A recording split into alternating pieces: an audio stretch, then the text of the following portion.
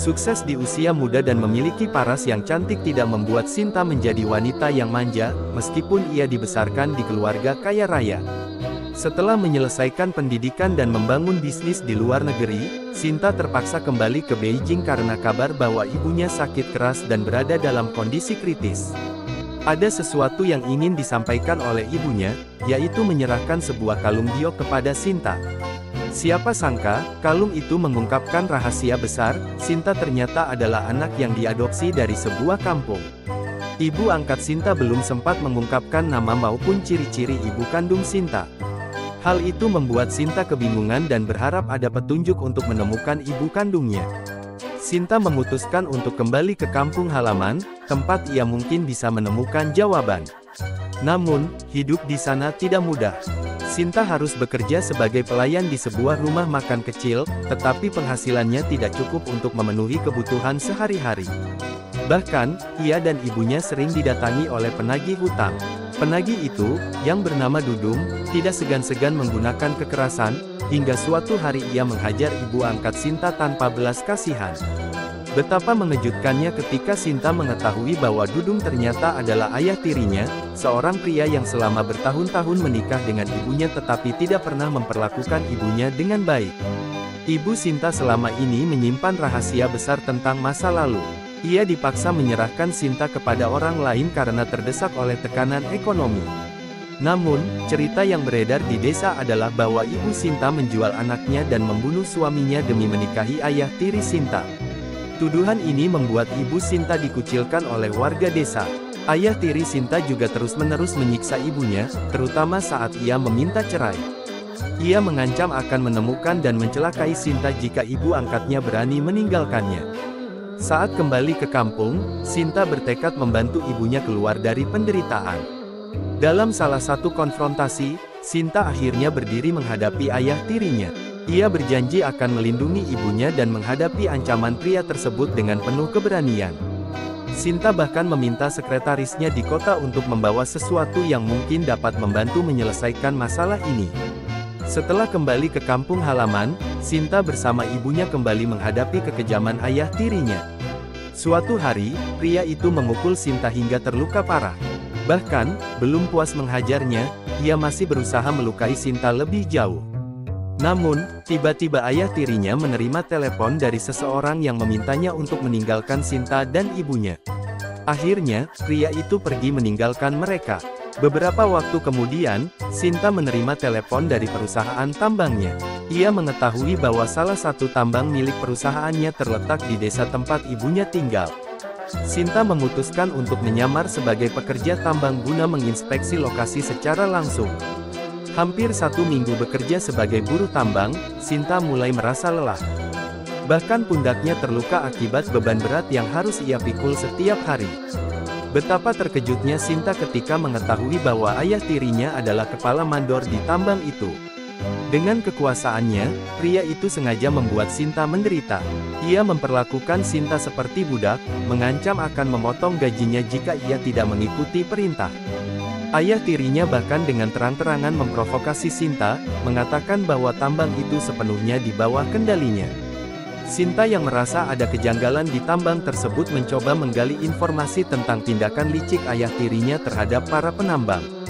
Namun, ayah tirinya semakin kejam, memerintahkan Sinta untuk melakukan tugas yang tidak masuk akal, seperti memindahkan batu yang baru saja ia angkat. Ketika Sinta membantah, ayah tirinya dengan dingin memerintahkan agar ia angkat kaki dari sana jika tidak mau menurut. Saat jam makan siang, Sinta yang sedang beristirahat mendapat gangguan lagi. Ayah tirinya dengan sengaja menjatuhkan makanan Sinta, lalu memerintahkannya untuk memungut dan memakan makanan yang sudah kotor itu. Ketika Sinta menolak, ayah tirinya marah besar dan memerintahkan agar petugas makanan tidak memberikan jatah makan lagi kepada Sinta. Ia bahkan mengancam akan memecat siapapun yang berani membantu Sinta. Dalam keadaan lelah dan lapar, Sinta tetap bersabar, menunggu waktu yang tepat untuk membalas perbuatan ayah tirinya. Namun, ketika ayah tirinya sedang asyik menindas Sinta, wakil mandor menerima telepon dari kantor pusat perusahaan. Ada kabar penting yang membuat situasi berubah drastis. Sinta kemudian mulai berbicara dengan para pekerja tambang untuk mengetahui lebih lanjut kondisi mereka.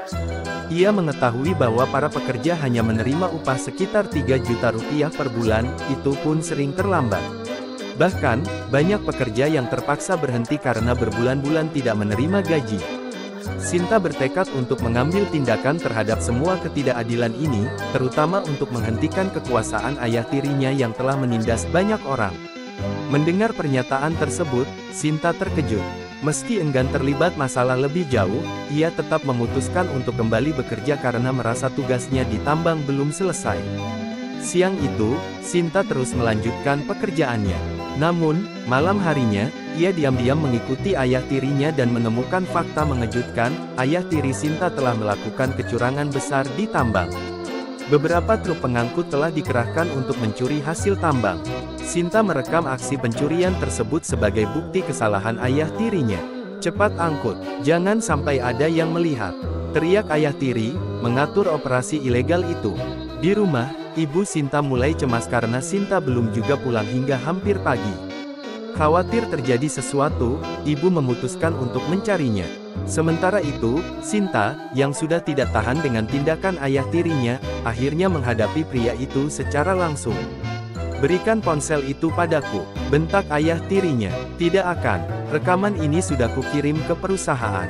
Sebentar lagi, semua kebusukanmu akan terbongkar," jawab Sinta tegas. Mendengar hal tersebut, ayah tiri Sinta marah besar.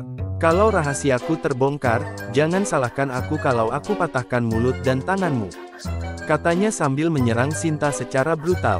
Ia menghajar Sinta tanpa ampun, bahkan membenturkan kepalanya ke batu. Melihat perlakuan kejam tersebut, ibu Sinta akhirnya berani melawan. "Hentikan, apa yang kau lakukan?"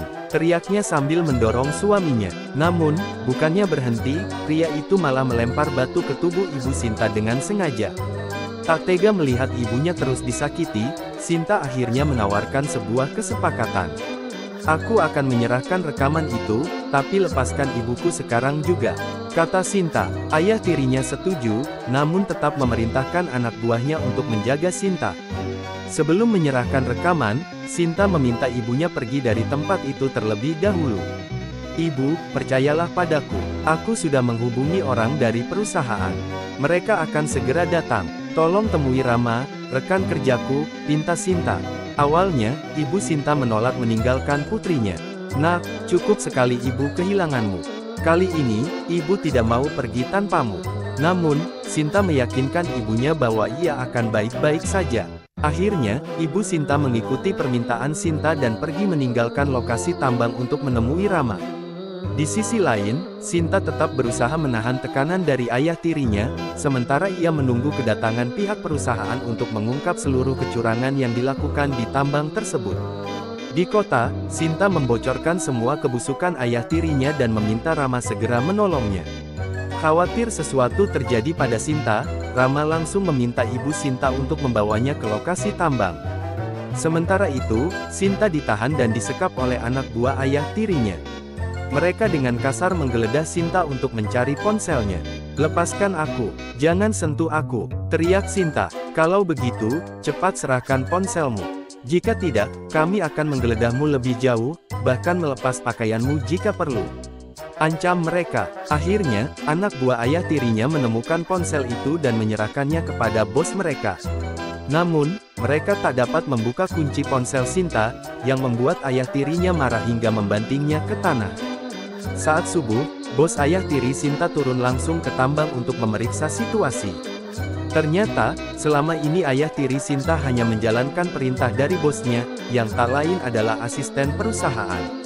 "Aku tak percaya orang yang paling kupercaya ternyata seorang pengkhianat," kata bosnya marah.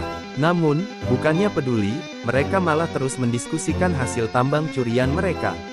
"Kita harus segera singkirkan apapun yang bisa jadi bukti atau kendala," perintah bos itu tegas. Melihat Sinta terus melawan, bosnya mulai mengancam. "Cepat ikut aku, atau kau akan menyesal," katanya. Sinta yang cantik dan muda membuat pria itu berniat melakukan hal buruk kepadanya, tetapi Sinta melawan dengan memukul kepala pria itu menggunakan batu hingga berdarah. Pria tersebut menjadi semakin marah. Hari ini, aku akan memberimu pelajaran yang tak akan kau lupakan seumur hidup. Katanya, Sinta hanya bisa berteriak meminta tolong, tak berdaya melawan. Beruntung, Ibu Sinta dan Rama tiba tepat waktu untuk menghentikan perbuatan keji mereka. Tuan Rama, bagaimana Anda bisa ada di sini? Tanya bos tambang, panik. Sekarang bukan waktunya mencari alasan. Wanita ini sudah menyelamatkan banyak orang. Aku tahu semua kebusukan kalian, pencurian hasil tambang, penyalahgunaan gaji karyawan, dan perlakuan kejam terhadap pekerja. Aku pastikan kalian akan menghabiskan seluruh hidup kalian di penjara. Tegas Rama. Melihat semua bukti, ayah tiri Sinta dan anak buahnya memohon ampun. Ketua, maafkan kami. Kami hanya menjalankan perintah dari bos kami. Jika tidak, kami dan keluarga kami tidak akan bisa makan, kata mereka sambil berlutut. Namun, Rama tidak bergeming. Perbuatan kalian terlalu keterlaluan. Sudah tak ada lagi maaf untuk kalian. Semuanya akan diserahkan kepada pihak berwajib. Rama pun memastikan keselamatan Ibu Sinta. Bu, jangan khawatir. Mulai hari ini, saya akan membawamu ke kota. Tentang pernikahanmu, aku akan mengirim pengacara untuk mengurus perceraianmu dari pria bajingan ini. Dia akan menjalani hidupnya di penjara. Terima kasih sudah membaca ulasan ini. Jika kamu menikmati konten seperti ini, beri kami dukungan dengan menekan tombol like, membagikan ke teman-temanmu, dan jangan lupa untuk subscribe agar kami semakin bersemangat untuk menghadirkan cerita-cerita menarik lainnya.